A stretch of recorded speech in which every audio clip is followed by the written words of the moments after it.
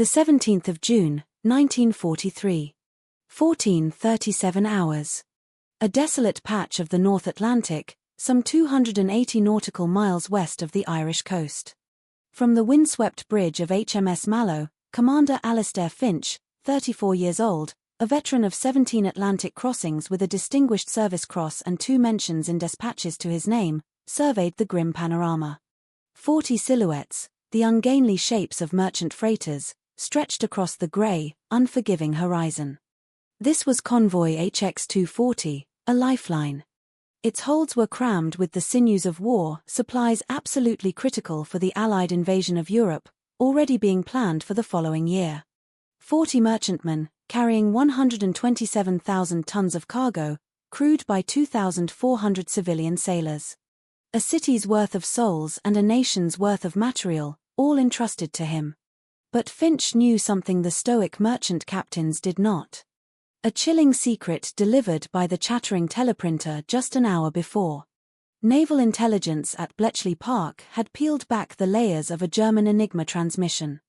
12 U-boats, a wolfpack codenamed Sturmvogel, were forming a patrol line, an ambush, directly across their intended path. 12 coordinated killers, waiting in the silent, crushing depths. The numbers were brutal, a cold arithmetic of death that kept Finch awake in the damp chill of his sea cabin. In the last 6 weeks alone, German U-boats had sent 96 Allied ships to the bottom of the North Atlantic.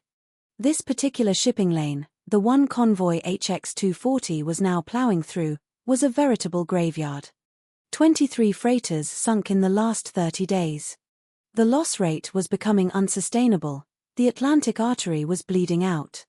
And to defend his 40 charges against 12 submarines, Finch had a grand total of 4 escorts, his own Flower-class corvette, HMS Mallow, and 3 others just like her. The mathematics were as simple as they were terrifying. There were not enough shepherds for the flock. The wolves were coming. If you want to discover how a cache of empty bottles turned the tide in this desperate battle, press that like button. It helps us share more incredible, untold stories just like this one. Later, in the Spartan confines of his cabin, Finch retreated from the biting wind.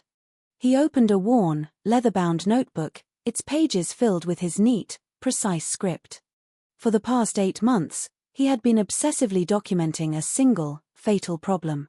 A flaw in their doctrine that was getting Allied sailors killed. The problem was time. Reaction time. When an ASDIC operator, the ears of the ship, got a ping, a sonar contact on a submerged U-boat, a rigid, time-consuming drill began. The corvette had to build up speed, steam towards the last known position, drop its pattern of depth charges, and then accelerate away at flank speed before its own explosions could damage its hull. The entire process, from initial contact to the first detonation, took between 45 and 60 seconds. A lifetime. And the German U-boat commanders, the so-called Grey Wolves, knew this dance intimately. The moment they heard the telltale ping of the ASDIC sweeping over their hull, they knew a clock had started. They had 45 seconds to maneuver. A Type 7 U-boat could change its depth by 30 meters in just 40 seconds. By the time the depth charges thundered in the depths, the submarine was simply no longer there. It was like trying to shoot a ghost. Finch had logged 37 anti-submarine attacks in his notebook. 37 confirmed ASDIC contacts. 0 confirmed kills. The system, the doctrine handed down from the Admiralty, was failing. Then, 3 weeks ago, during yet another failed attack on a U-boat west of the Azores, an idea had struck him. An idea so contrary to established procedure that his own officers had privately thought it a form of tactical dementia. What if the depth charges didn't wait for the escort to get clear? What if they could be made to explode while the corvette was still directly over the target? The obvious, deadly problem was the blast wave. A standard Mark 7 depth charge contained 130 kilograms of minel, a devastatingly powerful explosive. To detonate one less than 50 meters from your own hull was tactical suicide. The shockwave would fracture the ship's plates, shatter delicate machinery, and pulp the crew. But Finch wasn't thinking about standard charges. He was thinking about something entirely new. The 18th of June, 1943. 6:04 hours. The sprawling naval base at Londonderry, Northern Ireland. A persistent drizzle slicked the stone quays. Finch walked along the docks, accompanied by Chief Petty Officer Thomas "Tommy" Davies, a tough, wiry Welshman who served as the Mallow's chief ordnance specialist. Davies had 14 years in the Royal Navy, and what he didn't know about naval weaponry wasn't worth knowing. As they walked, Finch laid out his idea. Davies listened in silence, his expression unreadable, puffing on a stubby pipe. The proposal was both technically audacious and radically dangerous. Finch wanted to modify their Mark 7 depth charges, reducing the explosive payload from a colossal 130 kilograms to a mere 18. He then proposed mounting these miniaturized charges on makeshift floats, constructed from empty glass bottles sealed with cork and pitch. These floats would be connected to the charges with a length of hemp rope, cut to precisely 9 meters. The plan was to drop these modified charges off the stern as the corvette accelerated directly over the ASDIC contact. The concept flew in the face of all convention.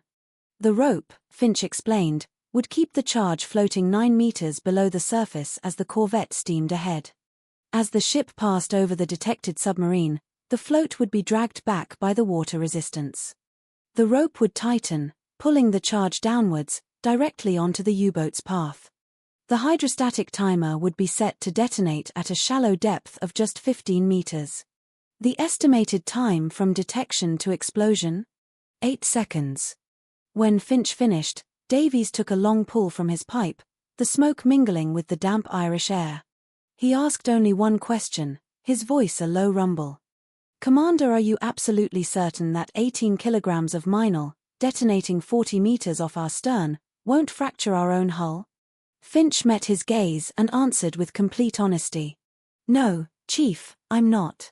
But I know for a fact that what we're doing now isn't working. 96 ships sunk in 6 weeks proves we need to change something. Radically."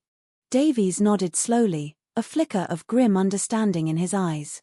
He tapped out his pipe against the harbor wall. "Right then, sir. We'll need about 200 empty bottles, Commander." For the next 36 hours, the crew of HMS Mallow became amateur bomb makers. The empty bottles came from 3 sources: the naval canteen at Derry, 2 local pubs whose landlords generously donated their empty stock, and, ironically, 60 bottles of French champagne from a free French freighter that had just unloaded in the port. The work was painstaking and repetitive. Each float required 8 bottles, carefully sealed with corks and then dipped in hot, viscous pitch for complete waterproofing. The bottles were then lashed together with scavenged copper wire, forming a crude cylindrical float. The modified depth charge, now containing just 18 kilograms of minel, was attached to the float with exactly 9 meters of hemp rope, which had been treated with oil to improve its water resistance. The process was meticulous. Each modified charge took nearly 90 minutes to assemble. The sailors, with their typical gallows humor, took to calling them the Commander's Crazies or Finch's Follies. But Finch personally supervised the construction of every single unit, his presence a constant reminder of the seriousness of their task. The rope had to be precisely 9 meters. Not 8, not 10. 9 meters. Every measurement had to be perfect. Their lives would depend on it. On the 19th of June, 1943, at 11 o'clock hours, HMS Mallow steamed out of Loch Foyle to rendezvous with the convoy. The 40 modified charges were stowed on the aft deck, covered by a waterproof canvas tarpaulin. Finch had not informed his superiors about the modification. He hadn't asked for authorization. He knew the stakes.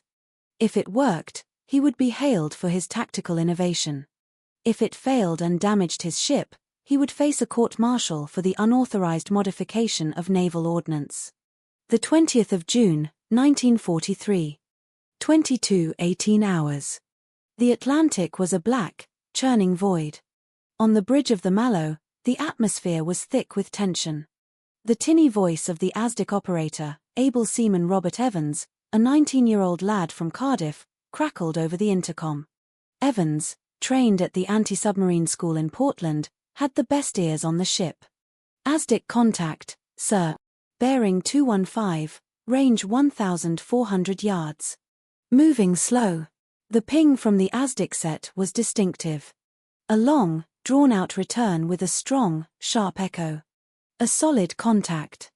A submarine, confirmed, running at periscope depth approximately 12 meters below the surface. Finch didn't hesitate for a second. Engine room, full ahead. Helm, steer course 215. The Mallow's engine telegraph clanged, and the deck began to vibrate as the corvette surged forward, accelerating from a steady 8 knots to 16 in under 40 seconds.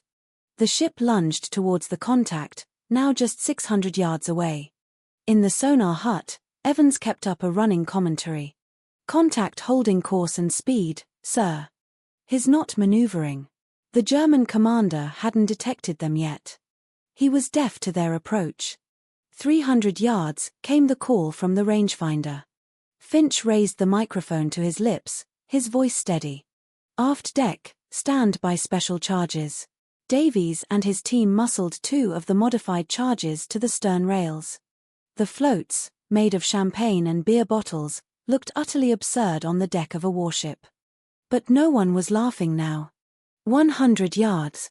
Evans's voice was high with excitement. He could now hear the echo without his headphones. Finch bellowed the order that would seal their fate. "Launch charge 1." The first modified charge was heaved over the stern. The bottle float slapped into the churning wake and was immediately left behind as the corvette powered forward at 16 knots. The 9-meter rope uncoiled, snapped taut, and the charge was dragged down by the ship's momentum. 3 seconds later, as the Mallow passed directly over the ASDIC contact, Finch roared, "Launch charge 2." In the sonar hut, Evans began to count down, his voice a tense whisper heard over the intercom. 5, 4, 3, 2, 1. The first charge exploded. It was 43 meters off their stern, 15 meters below the surface. The explosion was violent, but not catastrophic. The entire frame of HMS Mallow shuddered as if struck by a giant hammer. Glass in the bridge windows fractured, and 3 men on deck were thrown from their feet, but the hull held. 2 seconds later, the second charge detonated. Another bone-jarring shockwave ripped through the ship. More vibrations, a groaning of stressed metal, but the corvette continued on its course. "Helm, hard to starboard." "Reduce speed to 1/3, Finch ordered, his eyes scanning the dark water behind them. In the sonar hut, Evans listened intently, straining to hear the echo of the U-boat. There was only silence. The contact had vanished. For 40 agonizing seconds, there was nothing but the sound of the sea and the thrum of their own engines. Then, at 22:21 hours, a massive secondary explosion tore the ocean apart 200 meters away. A colossal pillar of water, oil, and smoke erupted 30 meters into the night air. Moments later, metal fragments rained down on the surface of the sea. Evans's voice, now triumphant, screamed over the intercom. "Secondary explosion confirmed, sir. I'm hearing sounds of structural collapse breaking up noises." By 22:23 hours, a black, iridescent slick of diesel oil began to spread across the surface. At 22:26, fragments of wood, scraps of clothing, and German documents bubbled to the top. At 22:31, a body in the uniform of the Kriegsmarine floated grimly into the beam of a searchlight. The U-boat, later identified as U-558, commanded by Captain Lieutenant Günther Kretsch, had been sunk with all hands. 49 men, gone. It was the first confirmed kill for HMS Mallow, achieved with the commander's mad invention. Type Mallow in the comments if you are still discovering this incredible story. The 21st of June, 1943. 4:17 hours. A second contact crackled from the ASDIC hut. Bearing 310, range 1,100 yards. Estimated depth, 20 meters. Finch repeated the tactic without a moment's hesitation. Flank speed, directly over the target. 2 modified charges were dropped, this time 5 seconds apart. The time from initial detection to the first explosion was a mere 11 seconds. This U-boat, running deeper than the first, survived the initial blasts but was severely damaged. Evans detected the high-pitched hiss of ballast tanks being blown.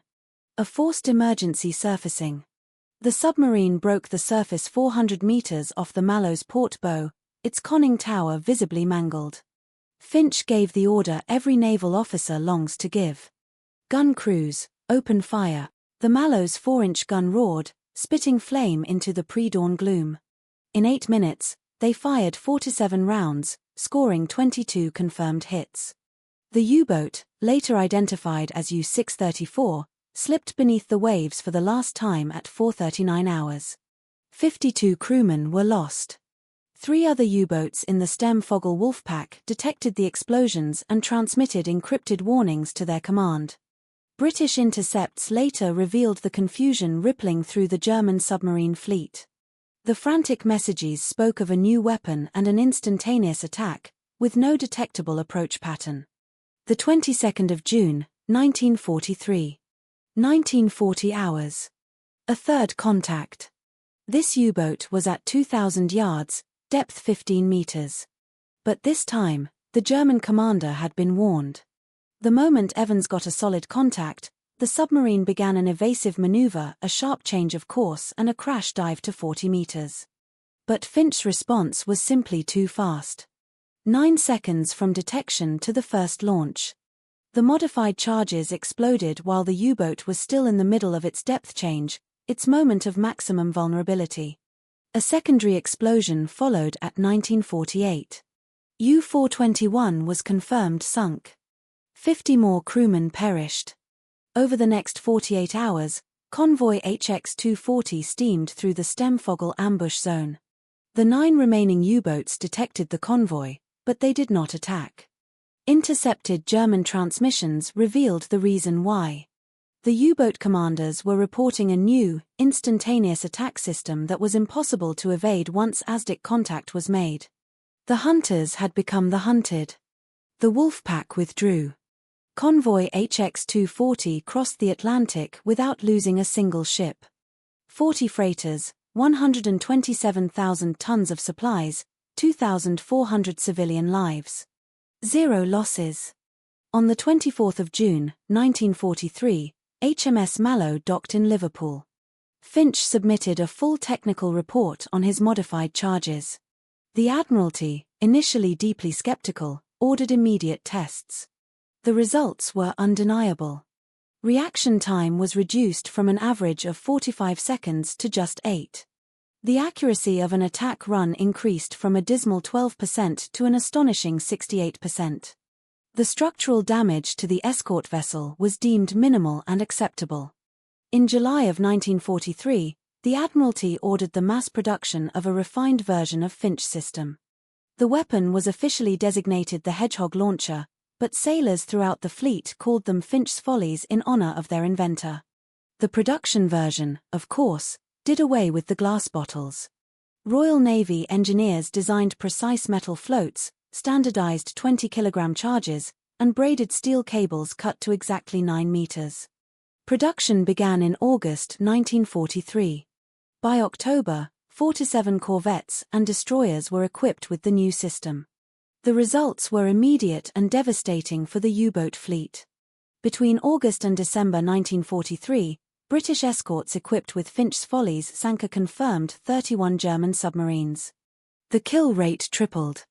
The average time between ASDIC detection and an effective attack plummeted. U-boat commanders began to report that being detected by ASDIC was now tantamount to a death sentence.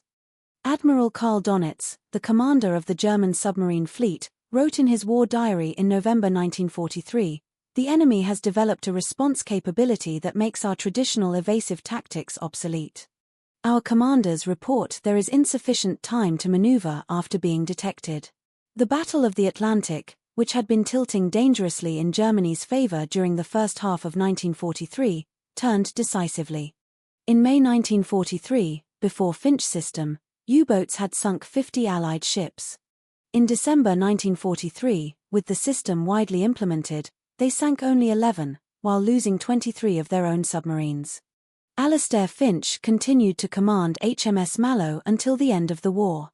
His corvette personally sank a confirmed 14 submarines, the highest record of any single escort vessel in the Royal Navy. He was decorated with the Distinguished Service Order with 2 bars, one of the rarest and most prestigious honors in the British Navy. After the war, captured German engineers were interrogated about Allied anti-submarine tactics. When they were shown the design for Finch's modified charge system, Captain Sir C. Hans Rudolf Rosing, former commander of the 9th U-boat flotilla, made a remarkable statement that was recorded in the Admiralty's archives. "This was not merely a technical improvement," he said, "it was a philosophical shift. You sacrificed the doctrine of safe distance for the sake of reaction speed. That required institutional courage, not just engineering." Rosing's words captured the essence of Finch's innovation. It was not just a technical modification of a weapon, it was the willingness to risk his own ship, his career, and his crew on an idea that contradicted decades of established naval doctrine. HMS Mallow survived the war and was decommissioned in 1947 at a Portsmouth shipyard. But before the shipbreakers went to work, the original crew organized one last, unofficial ceremony. 40 empty bottles, sourced from a local pub, were placed on the Mallow's deck for the last time. A lone bugler played the last post. The veterans saluted in silence. Chief Petty Officer Tommy Davies, the man who had built the first modified charges, was interviewed by a naval historian in 1963, 20 years after the events. The historian asked if Davies had truly believed the system would work when they were cobbling it together on the quay in Derry. Davies chuckled, a dry, rasping sound. "Honestly, I thought it was either brilliant madness or just plain madness. But the commander was right about one fundamental thing. What we were doing wasn't working. 96 ships sunk in 6 weeks don't lie. Sometimes, the only rational option is to try something completely irrational." The empty bottles worked because nobody, not the Germans, and not even us, truly thought they could. What do you think of this extraordinary story? Did you know the role that a commander's daring idea and a few empty bottles played in changing the course of the Battle of the Atlantic? Leave us your comment, and be sure to subscribe to our channel. Every week, we bring you verified, fascinating stories that changed the course of history. Activate the notification bell so you don't miss a single episode. The Second World War was won through thousands of small